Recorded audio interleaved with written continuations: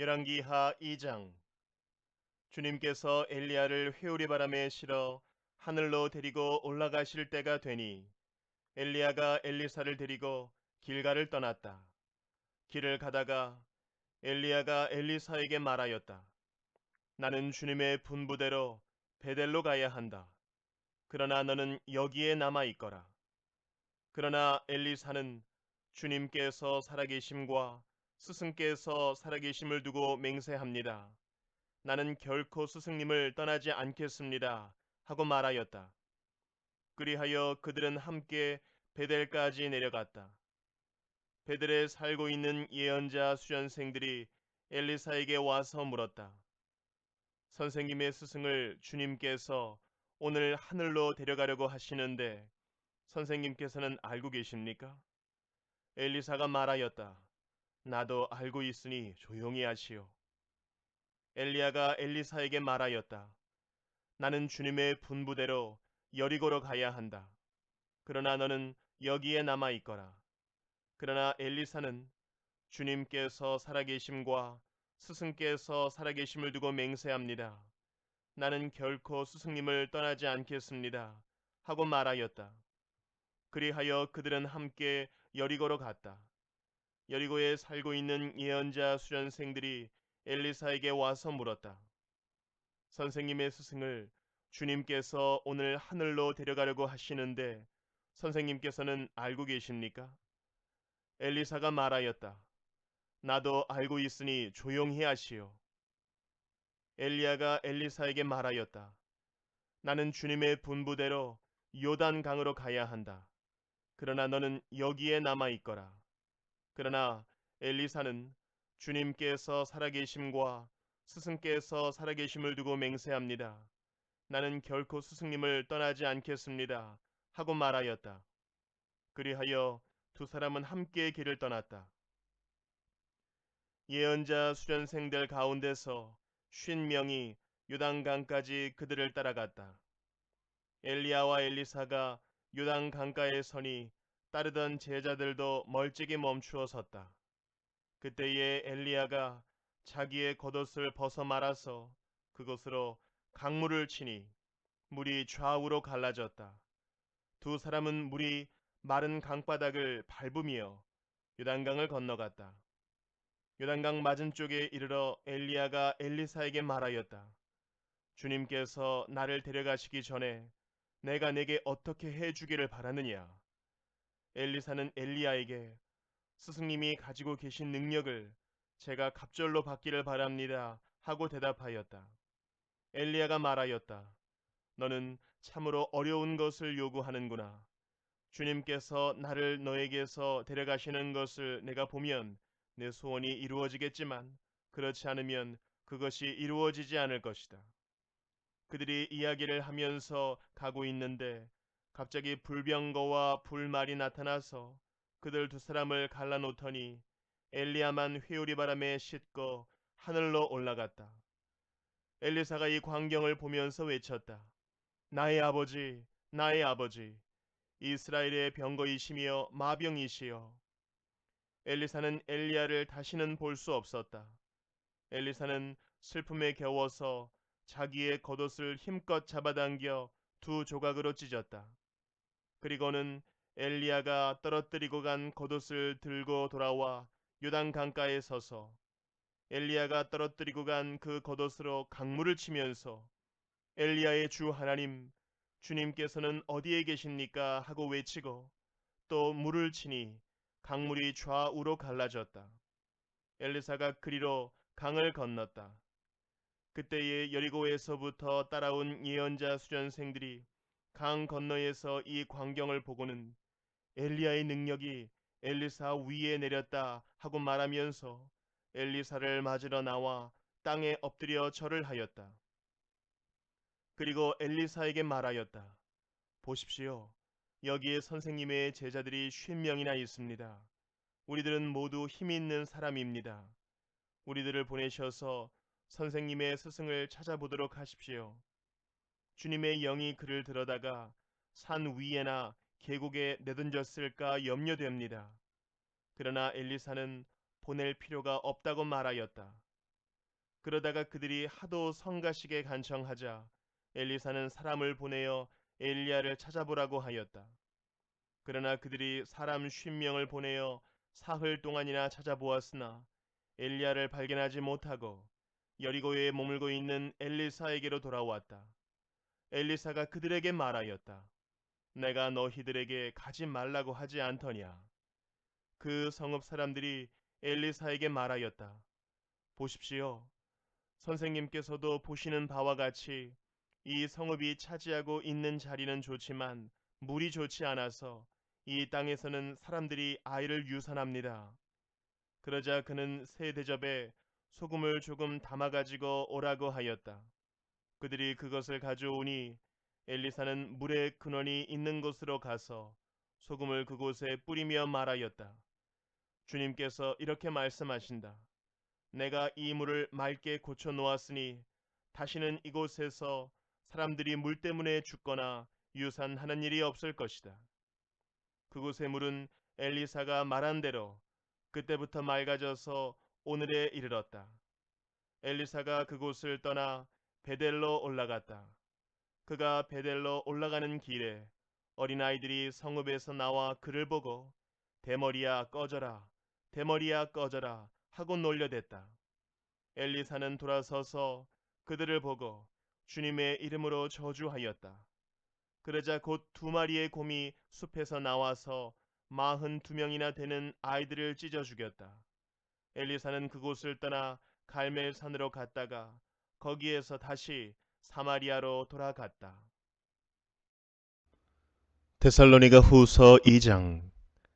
형제자매 여러분, 우리 주 예수 그리스도께서 다시 오시는 일과 우리가 그분 앞에 모이는 일을 두고 여러분에게 간청합니다. 여러분은 영이나 말이나 우리에게서 받았다고 하는 편지에 속아서 주님의 날이 벌써 왔다고 생각하게 되어 마음이 쉽게 흔들리거나 당황하는 일이 없도록 하십시오. 여러분은 아무에게도 어떤 방식으로도 속아 넘어가지 마십시오. 그날이 오기 전에 먼저 믿음을 배신하는 일이 생기고 불법자, 곧 멸망의 자식이 나타날 것입니다. 그는 신이라고 불리는 모든 것이나 예배의 대상이 되는 모든 것에 대항하고 그들 위로 자기를 높이는 자인데 하나님의 성전에 앉아서 자기가 하나님이라고 주장할 것입니다. 내가 여러분과 함께 있을 때에 이런 일을 여러분에게 거듭 말했다는 것을 기억하지 못합니까? 여러분이 아는 대로 그자가 지금은 억제를 당하고 있지만 그의 때가 오면 나타날 것입니다. 불법의 비밀이 벌써 작동하고 있습니다. 다만 억제하시는 분이 물러나실 때까지는 그것을 억제하실 것입니다. 그때의 불법자가 나타날 터인데 주 예수께서 그 입김으로 그를 죽이실 것이고 그 오시는 광경의 광채로 그를 멸하실 것입니다. 그 불법자의 나타남은 사탄의 작용에 따른 것인데 그는 온갖 능력과 표징과 거짓 이적을 행하고 또 온갖 불의한 속임수로 멸망을 받을 자들을 속일 것입니다. 그것은 멸망을 받을 자들이 자기를 구원하여 줄 진리에 대한 사랑을 받아들이지 않기 때문입니다. 그러므로 하나님께서는 미혹하게 하는 힘을 그들에게 보내셔서 그들로 하여금 거짓을 믿게 하십니다. 그것은 진리를 믿지 않고 불의를 기뻐한 모든 사람들에게 심판을 내리시려는 것입니다. 주님의 사랑을 받는 형제자매 여러분, 우리는 여러분의 일로 언제나 하나님께 감사하지 않을 수 없습니다. 하나님께서는 여러분을 성령으로 거룩하게 하시고 진리를 믿게 하여 구원에 이르게 하시려고 처음부터 여러분을 택하여 주셨기 때문입니다. 이렇게 되게 하시려고 하나님께서는 우리의 복음으로 여러분을 부르시고 여러분에게 우리 주 예수 그리스도의 영광을 얻게 하셨습니다. 그러므로 형제자매 여러분, 든든히 서서 우리의 말이나 편지로 배운 전통을 굳게 지키십시오.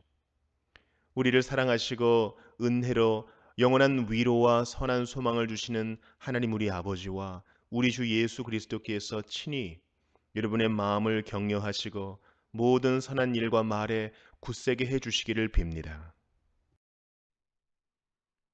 다니엘 6장.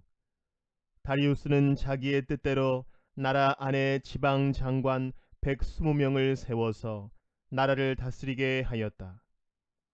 또 그들 위에 정승 세 사람을 세웠는데 다니엘도 그 가운데 한 사람이었다. 그리고 지방 장관들이 정성들에게 업무를 보고하게 하여 왕에게 피해를 끼치는 일이 없도록 하였다. 그런데 다니엘이 다른 정승들이나 지방 장관들보다 더 우수하였으므로 왕이 그를 나라의 통치자로 임명하고자 하였다. 그러자 다른 정승들과 지방 장관들이 다니엘이 나라 일을 잘못 처리한 것을 찾아내려 하였다. 그러나 그들은 그에게서 아무런 실책이나 허물을 발견하지 못하였다. 다니엘이 임무에 충실하여 아무런 실책이나 허물이 없었기 때문이다. 그래서 그들은 서로 말하였다. 다니엘이라는 자는 그가 믿는 신의 법을 문제 삼지 않고는 고발할 근거를 찾을 수 없다.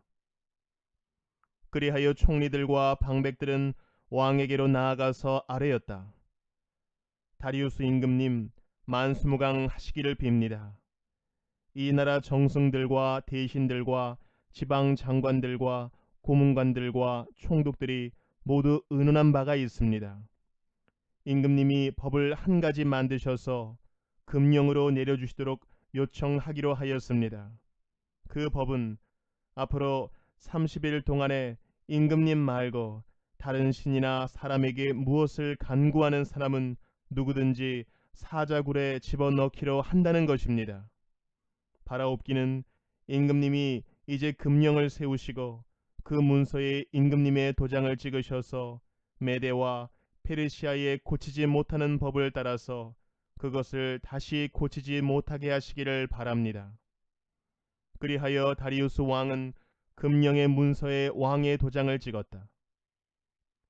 다니엘은 왕이 금령 문서에 도장을 찍은 것을 알고도 자기의 집으로 돌아가서 다락방으로 올라갔다. 그 다락방은 예루살렘 쪽으로 창문이 나 있었다. 그는 늘 하듯이 하루에 3번씩 그의 하나님께 무릎을 꿇고 기도하며 감사를 드렸다.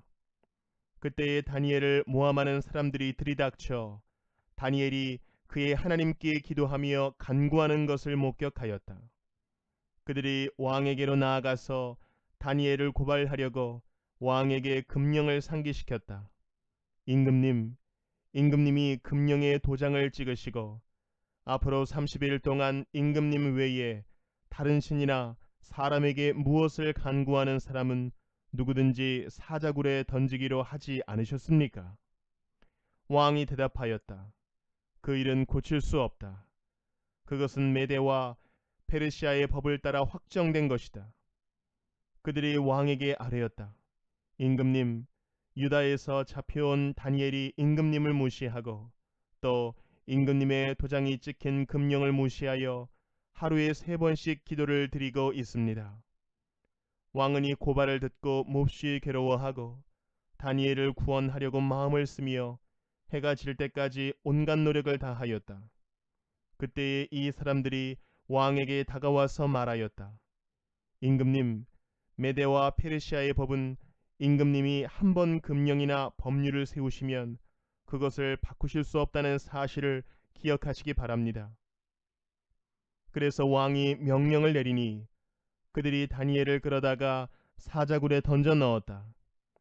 왕이 다니엘에게 말하였다. 그대가 늘 섬기는 그대의 하나님이 그대를 구하여 주시기를 비요. 사람들이 돌 하나를 굴려다가 어귀를 막았고 왕이 그 위에 자기의 도장과 귀인들의 도장을 찍어서 봉하였다. 이렇게 하여서 다니엘에게 내린 조치를 변경할 수 없게 하였다. 그 뒤에 왕은 궁전으로 돌아가서 그날 밤을 뜬 눈으로 지새우며 먹지도 마시지도 않고 즐거운 일은 아무것도 하지 못하게 하였다. 이튿날 동이 틀 때에 왕은 일어나는 길로 곧 사자굴로 갔다. 그 굴 가까이에 이르러서 왕은 슬픈 목소리로 외치며 다니엘에게 말하였다. 살아계신 하나님의 종 다니엘은 들으시오. 그대가 늘 섬기는 그대의 하나님이 그대를 사자들로부터 구해 주셨소? 다니엘이 왕에게 아뢰었다. 임금님의 만수무강을 빕니다. 나의 하나님이 천사를 보내셔서 사자들의 입을 막으셨으므로 사자들이 나를 해치지 못하였습니다. 그것은 하나님 앞에서 나에게는 죄가 없다는 사실이 드러났기 때문입니다. 임금님, 나는 임금님께도 죄를 짓지 않았습니다.